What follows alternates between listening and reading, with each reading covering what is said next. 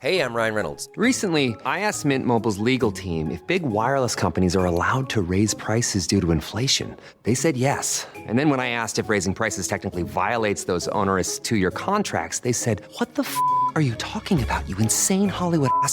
So to recap, we're cutting the price of Mint Unlimited from $30 a month to just $15 a month. Give it a try at mintmobile.com/switch. $45 upfront payment equivalent to $15 per month. New customers on first 3-month plan only. Taxes and fees extra. Speed slower above 40 gigabytes. See details. Are negative Google reviews hurting your business? Don't let unfair feedback cost you customers. At Webamax, we specialize in removing false, misleading, and damaging reviews so your online reputation stays strong. Our expert team works quickly and legally to clean up your digital presence, helping you rebuild trust. Visit us on the web at www.gowebamax.com. That's GOWEBIMAX.com, or text us for a free quote at 856-840-8343. Don't let bad reviews define you. Get immediate help from Webamax. Don't miss out on the final football game of the season with Prize Picks. Join now because Prize Picks are giving away a free pick for the big game where 1 yard equals 1 win. Just pick more or less on at least 2 players for a shot to win up to 1,000 times your cash. Download the Prize Picks app and use code FIELD and get $50 instantly when you play $5. That's code FIELD on Prize Picks to get $50 instantly when you play $5. You don't even need to win to receive the $50 bonus. It's guaranteed. Prize Picks. Run your game. Must be present in certain states. Visit prizepicks.com for restrictions and details.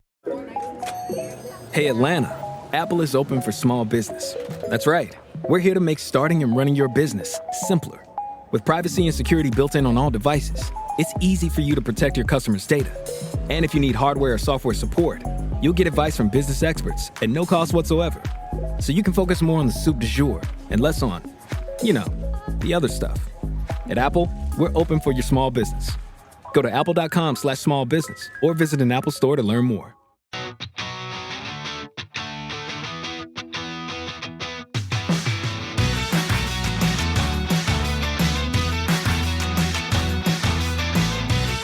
Welcome back to Rams Up, your favorite LA Rams podcast. We are part of the Fans First Sports Network. You can follow us on our YouTube channel as well at LA Rams Up. I'm your host, Mark. I'll be joined occasionally by my football gurus, Paul and Ian. Let's get to it. Hey, what's going on, Ram fans? It's kind of the doldrums of the NFL year. Well, unless you're an Eagles or Chiefs fan, I suppose. But for a lot of us, not a lot going on. I'm introducing this new feature. I'm going to call it the Rams Up Update. And we'll just be hitting random topics, kind of like my Rams ruminations on the podcast. And we'll just be touching on a few things this segment. And the first thing I wanted to talk about, it was announced that the Rams will be playing the Eagles in Australia in 2026. Now, my hope is that this is the first game of the year, the opening day, kind of like what the Packers and Eagles did this past season in Brazil. Now, this is a game, according to my records, I try to track this.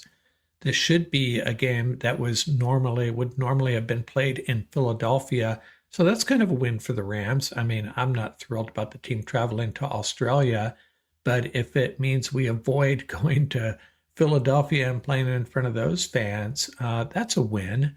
And I'm not sure how Jared First feels about it. I think he really enjoyed playing in front of those Eagles fans, actually. I love how he handled that. So my guess is week 1 of the NFL season 2026, Rams versus Eagles in Australia. Go ahead and book your tickets. Now, I wanted to mention NFL insider Tom Pelissero talking about Matthew Stafford, and he believes very strongly that Stafford will be with the Rams, quoting here, "I believe the intention on all sides is for Matthew Stafford to be a Ram, but he's not playing for the numbers that are on the books right now." And Peo Time and I talked about that. Hopefully you caught that collaboration I did with Peo Time, the Canadian Ram fan. We touched on this a little bit, and it's just a case of Matthew Stafford, shall I say, squeezing the Rams for a little bit of money. Probably well-deserved money, but there's a hope. I have this naive hope that he will be reasonable and give the Rams the wiggle room to not only sign him, but actually have some money to bring back a Alaric Jackson. Matthew, if you want to go to the Super Bowl, if you want to get to the Hall of Fame, having a Alaric Jackson or a similar player would be helpful. Maybe, keep Cooper Kupp around on a renegotiated contract and extend Kyron Williams. There's things that the Rams can use that money for, Matthew. So please be reasonable. But hey, we're talking about millions of dollars. So it's easy for me to say, leave some cash on the table, please, Matthew. We'll see how that plays out. What else do we got? Another quote, Maurice Jones-Drew, played at UCLA, very good running back, most of his NFL career with the Jacksonville Jags. And he's returned to LA, and he's a big-time Rams fan, and I love him for that. And he always picks the Rams pretty much in almost any game, kind of like me actually. And he was quoted as saying, "I think they're the favorites." We're talking about the NFC West here. "I don't think they are really the 1B the way your defense is and how young they are." Now, I tend to agree with Maurice Jones-Drew. If you hold these rosters side by side between these other NFL, NFC West teams, and the Rams are right there, especially that young defense. There's some holes on it still, though, especially with some free agent exits and potential losses of a couple of key players. I think the 49ers would have something to say about who's really got the best roster. But yeah, you can make that argument and not look silly, and good for him. But there's one thing that a lot of people discount, and they shouldn't, and that is the schedule. And that's where the Rams are really going to be fighting an uphill battle. For those on the pod, I'm presenting the unique games that each of these teams play this year, the NFC West teams.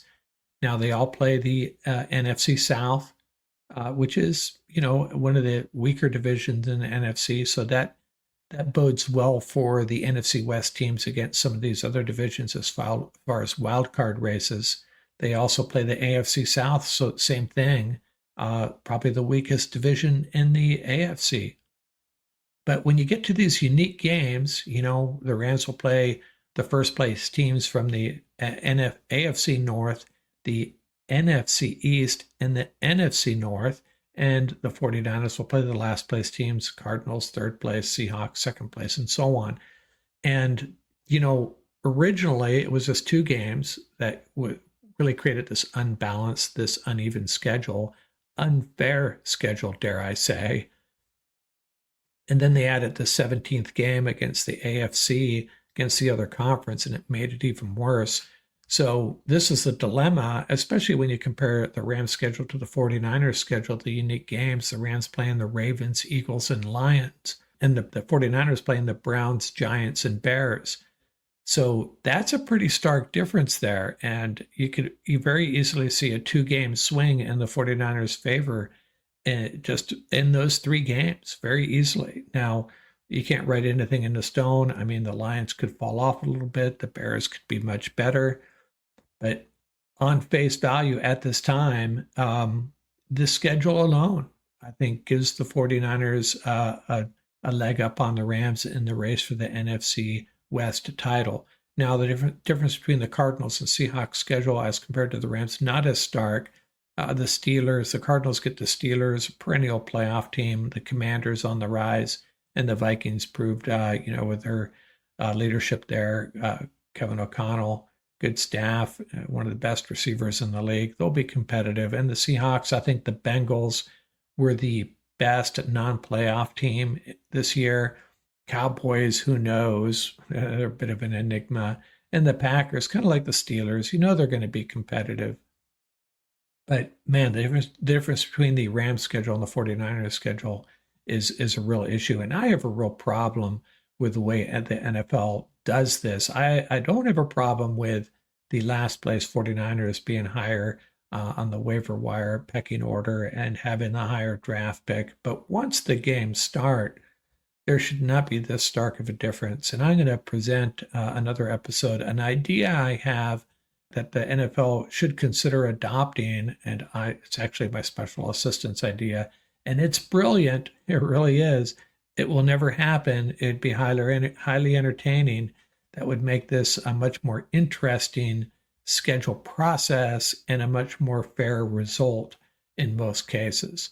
So kind of a bummer how this played out for the Rams this year, but they may have to surprise a couple of these three teams here, steal a win here or there, or maybe sweep the 49ers.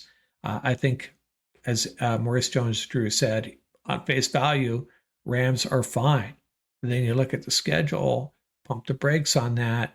It's going to be a tough haul. And this is 1 year, 2025, where the Rams might not be able to get off to a slow start, especially if they're losing to NFC South and AFC South teams early in the year. Can't afford to do that. We're going to have to pack up some wins in those games, because if you don't win the division, going to have a good chance at a wild card spot next year, because they're playing 8 teams from weaker divisions. Now, they're not all weak, but still, I'll take the AFC South over just about any of the other divisions over there, and same with the NFC South. So scheduling dilemma for the Rams, but they'll figure it out. They'll be in the playoffs again. That's what's great about being a Rams fan right now. You can be very assured that the Rams are going to be, if not in the playoffs, they're going to be in a hunt, very relevant down to those last couple of games. Back in a second with more. Whether you're ordering wings for the game, whipping up a 7-layer dip, or ordering pizza, there's something about football that makes you want to eat. And this football season, Uber Eats has the best deals on game day food. No matter what you're craving, from 2-for-1 pizza to buy one, get one wings, Uber Eats will be dropping new deals each week, all season long. Uber Eats, official on-demand delivery partner of the NFL. Order now. Terms and conditions apply. See app for details. When you need mealtime inspiration, it's worth shopping Kroger for thousands of appetizing ingredients that inspire countless mouth-watering meals. And no matter what tasty choice you make, you'll enjoy our everyday low prices. Plus, extra ways to save, like digital coupons worth over $600 each week and up to $1 off per gallon at the pump with points. So you can get big flavors and big savings. Kroger, fresh for everyone. Fuel restrictions apply.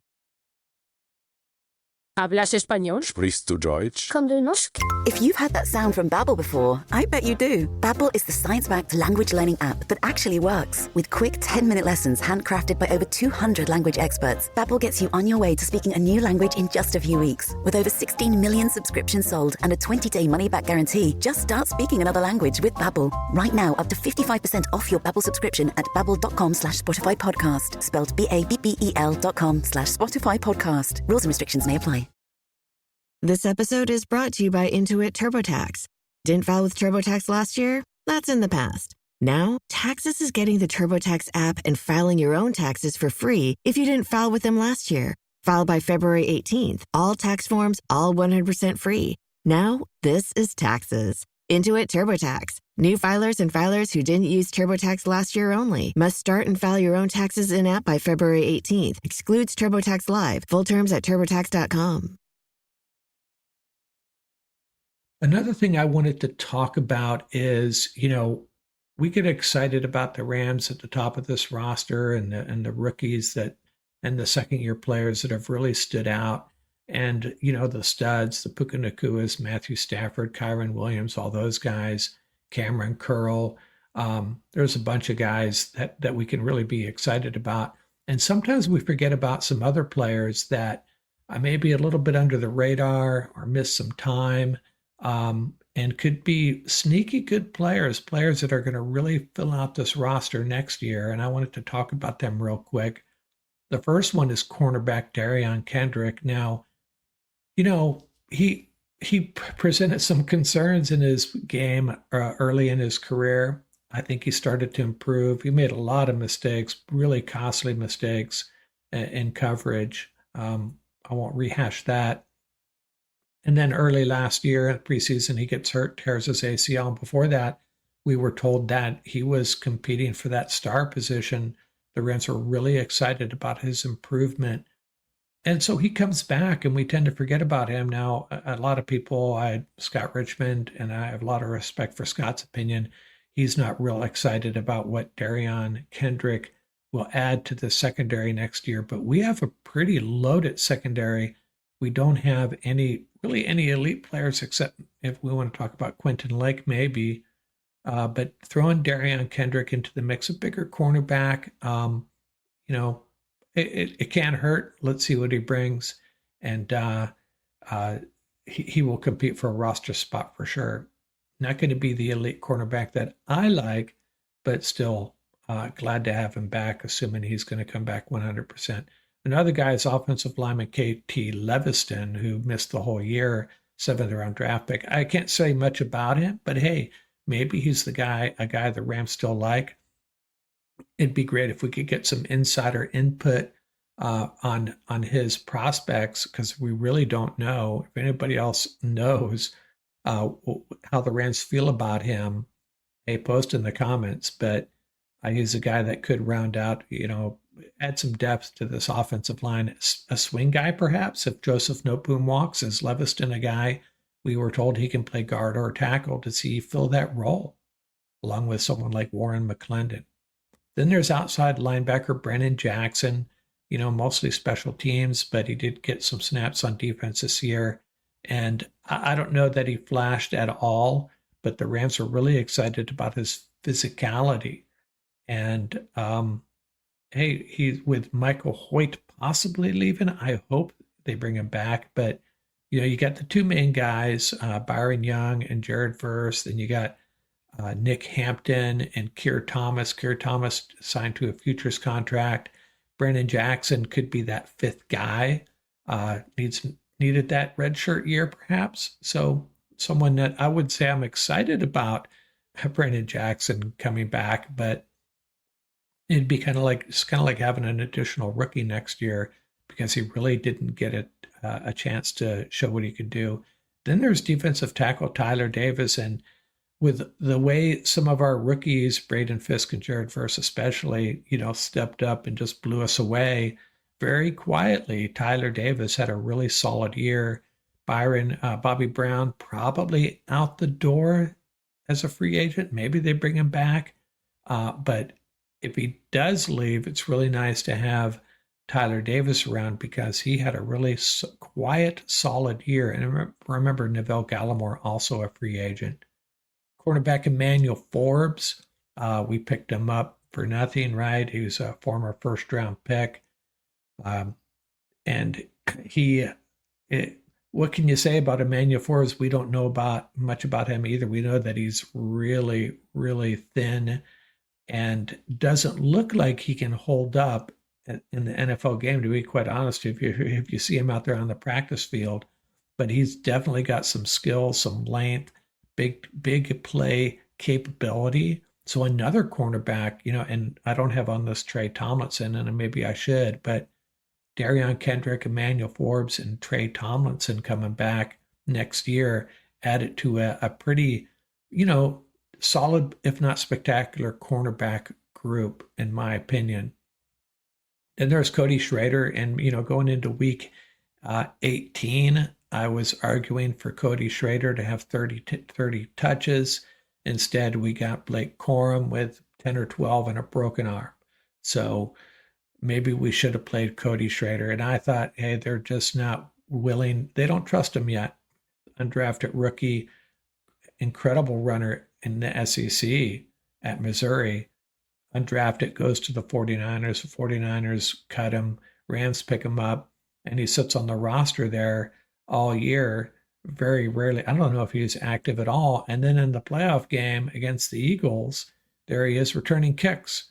So maybe we do have something there. A Swiss Army knife, special teams, third, fourth string running back, kick returner, punt returner. I'd love to. I wish we had, I think he got one touch in that final game against the Seahawks. And it drives me crazy how the Rams do this. Fail to get guys like him out on the field and playing some football when they have the chance. And Deshaun Johnson, kind of like Tyler Davis, he really flashed late in the year as well. And he's been around for a few years, Mr. Irrelevant. And, it seems like they activate him in spots, it seems, And you never know what's exactly going on in the locker room. Are the guys dinged up? Maybe there's a matchup they think they can exploit. But it seems like every time Deshaun Johnson gets some significant playing time, he plays really well. And so he'll be coming back. And again, with Bobby Brown moving out, Deshaun Johnson is going to play nose tackle, but with Bobby Brown possibly leaving Neville Gallimore a little thin in the middle, it's nice to have a little extra depth there on the outside. More of a 3 or 5 technique, I guess you'd call Deshaun Johnson. So those are players that we tend to forget about, in my opinion, and players to be excited about. Most of these guys, if not all of them, I think will be on the roster next year. Can't say for sure about Leviston, but I think the rest of them will. And another guy I did not include on here, along with Trey Tomlinson, I didn't include Stetson Bennett, and maybe I should have, with Jimmy G, a free agent. Did this more or less redshirt year of Stetson Bennett. He's actually had 2 redshirt years, hasn't he? Is he ready to be the Rams' backup quarterback? Only Sean McVay and his staff knows. If they really think they have something in Stetson Bennett, who knows? Again, another guy, I might have rather have seen him play than Jimmy G in that last game. But of course, what the Rams brain trust was thinking, and rightfully so, let's get Jimmy G some playing time, because if something happens to Matthew Stafford during the playoff run, he's the one that they want to dust the cobwebs off in case that happens, not Stetson Bennett. So that makes sense. Hey, before we get out of here, episode 652, let's talk about a Ram who wore number 52. His name pops up pretty often when we talk about great moments in Rams history, linebacker Mike Jones.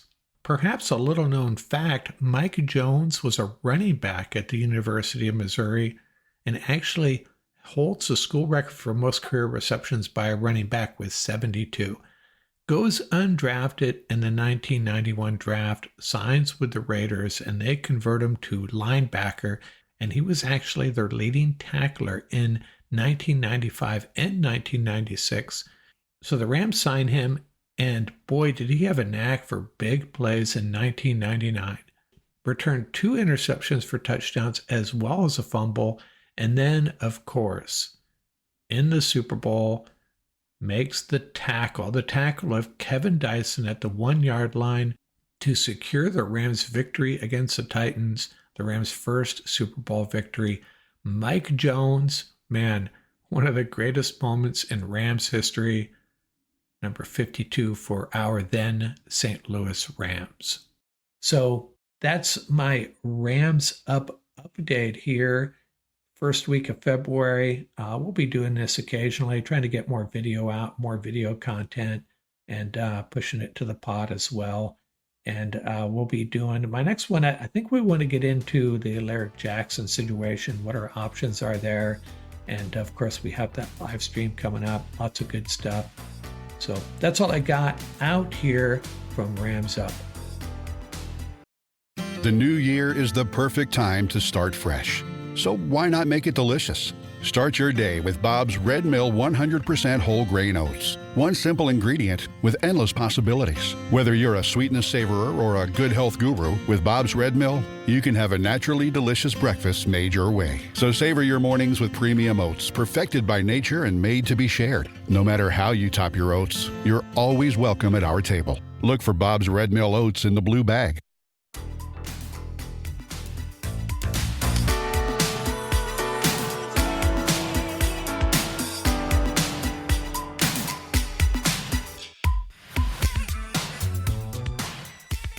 That's going to do it for this episode. Remember, you can reach us at ramsuppodcast@gmail.com. And don't forget about our YouTube channel. Our handle is at laramsup.com. Till next time, keep the horns up, stay safe, and have fun out there.